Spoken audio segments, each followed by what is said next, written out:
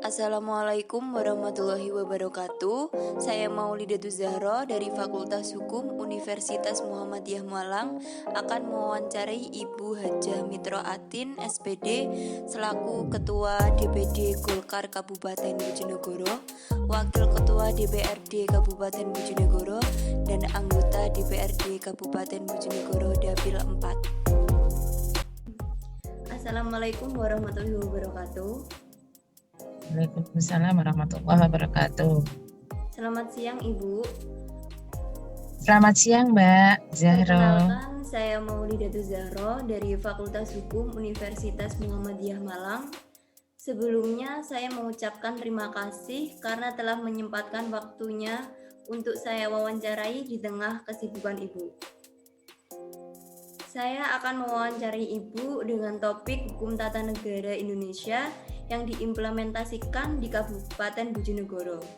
Seperti yang kita ketahui, peraturan daerah merupakan manifestasi dari peraturan perundang-undangan yang lebih tinggi disesuaikan dengan kondisi dan kepentingan masyarakat di daerah. Untuk pembuatan peraturan daerah merupakan bagian dari fungsi yang diberikan oleh undang-undang kepada DPRD untuk menciptakan produk hukum berdasarkan keinginan dan kebutuhan hukum masyarakat di daerah. Untuk di Kabupaten Bojonegoro sendiri, bagaimana pelaksanaan asas keterbukaan DPRD dalam penyusunan peraturan daerah? Bisa saya jawab Mbak ya? Silakan, monggo Ibu. Terima kasih Mbak. Assalamualaikum warahmatullahi wabarakatuh. Waalaikumsalam. Mbak Zahra, sebetulnya Ibu mohon maaf yang sebesar-besarnya ya, karena kita belum bisa sempat ketemu, dan ini alhamdulillah Mbak Zahra mempunyai inisiatif bahwa akan wawancara via Zoom meeting, jadi saya mengucapkan banyak terima kasih. Jadi kita bisa, mohon maaf untuk awal kita bisa bersua lewat udara dulu, untuk suatu saat nanti insya Allah semoga kita bisa bersua bersilaturahim lewat darat Mbak, semoga Allah meridhoi kita, amin ya rabbal alamin. Mbak, terima kasih Mbak Zahro tadi menyampaikan bahwa terkait masalah peraturan daerah produk hukum di Bojonegoro. Jadi gini Mbak, tugas kami atau fungsi kami, mohon izin Kak, kawan tani.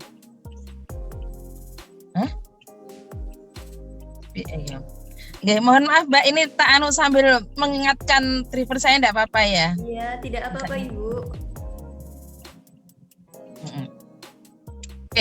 Jadi gini Mbak, Ibu adalah sebagai wakil rakyat yang ada di Bojonegoro. Tugas dari DPRD itu intinya tugas dan fungsinya itu ada 3, yaitu 1 badan legislasi termasuk membuat peraturan daerah itu. Yang kedua adalah controlling, kita mengontrol semua dari perda yang sudah kita buat. Yang ketiga adalah budgeting, penganggaran di dalam APBD Kabupaten Bojonegoro khususnya. Di dalam pembentukan suatu produk hukum peraturan daerah Mbak, jadi kita DPRD Bojonegoro itu melalui tahapan-tahapan. Tahapan yang pertama Bojonegoro ini memerlukan produk hukum terkait masalah, misalnya katakanlah untuk masalah miras atau masalah pertanian atau masalah apa saja, perlu enggak sih? Nah, untuk kita mau menginisiasi sebuah peraturan daerah, kita adakan pertemuan dengan stakeholder yang ada, kita gali aspirasi dari seluruh stakeholder yang ada, masyarakat yang ada. Setelah itu kita ada juga naskah akademik. Naskah akademik itu biasanya dengan perguruan tinggi, bahkan dengan Muhammadiyah pun kita pernah Mbak pada waktu Ibu menjadi Ketua DPRD Kabupaten Bojonegoro.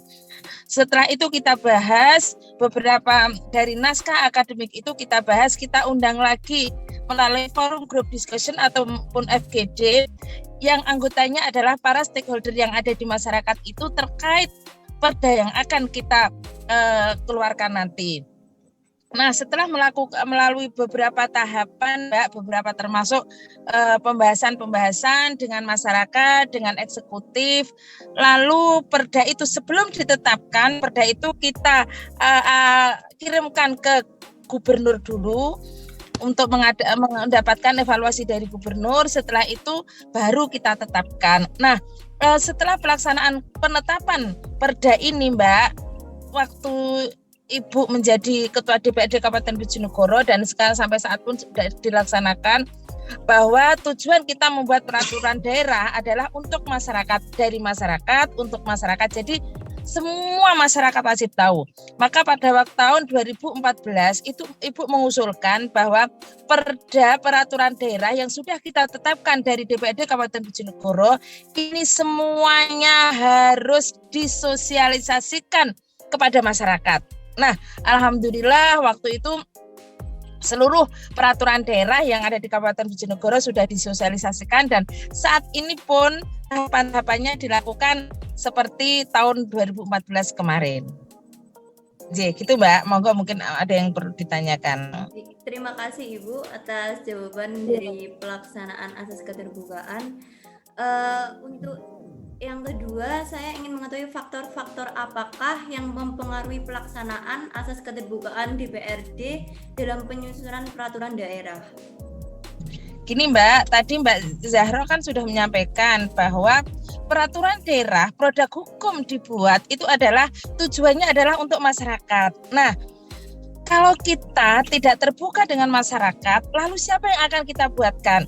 Makanya saya sampaikan kemarin saya mengusulkan kepada pada waktu itu Sekretariatan Dewan harus ada sosialisasi peraturan daerah yang sudah ditetapkan oleh DPRD Kabupaten Bojonegoro, yang menjadi narasumbernya adalah DPRD sendiri sebagai pengusul salah satunya, dan juga dari eksekutif, dan juga mungkin ada dari masyarakat, unsur masyarakat ataupun tokoh masyarakat. Mbak, pentingnya keterbukaan karena sekali lagi produk hukum dibuat adalah atas asas keperluan masyarakat. Sungguh ironis kalau kita membuat produk hukum, kita tidak mengerti informasi dari masyarakat, kita tidak menyerap aspirasi masyarakat, dan setelah ditetapkan sangat ironis kalau perda itu tidak kita sosialisasikan di masyarakat. Itu dasar kami dari DPRD Bojonegoro, Mbak. Untuk proses penyusunannya sendiri, apakah ada penghambat Ibu? Apakah ada faktor penghambat dalam penyusunan peraturan daerah? Selama ini asalkan karena kita kan juga mengundang sebelum kita membuat, kita kan sudah mengundang stakeholder yang ada, masyarakat yang memerlukan, tanda kutip adalah utusan masyarakat yang memerlukan. Jadi untuk saat-saat ini kalau toh itu untuk betul-betul untuk masyarakat, kalau dari inisiatif kita DPRD insya Allah belum ada hambatan Mbak, termasuk juga dari naskah akademiknya juga tidak ada masalah. Baik, terima kasih Ibu. Untuk yang selanjutnya ini menyimpang dari topik kita mengenai Bojonegoro. Kita akan masuk dalam lingkup negara Ibu. Kalau menurut Ibu sendiri, bagaimana keadaan konstitusi negara kita saat ini Ibu? Gimana ya Mbak, Ibu? Itu ranah dari DPR RI Mbak, tapi saya rasa harapan kami untuk Indonesia ini juga untuk keterbukaan di dalam produk hukum, betul-betul kita harus mengikuti aspirasi ataupun keinginan masyarakat. Itu aja Mbak. Baik, terima kasih Ibu atas kesediaan Ibu untuk saya wawancarai di tengah kesibukan Ibu. Saya mohon maaf apabila ada salah kata. Semoga Ibu sehat, stay safe and healthy. Amin. Wassalamualaikum. Terima kasih ya Mbak. Waalaikumsalam. Ibu mohon maaf ya Mbak, karena mau ketemu kita belum bisa karena Ibu ada kegiatan kemarin kepartean dan lain sebagainya. Mohon maaf. Salam untuk semuanya, untuk sahabat-sahabatnya.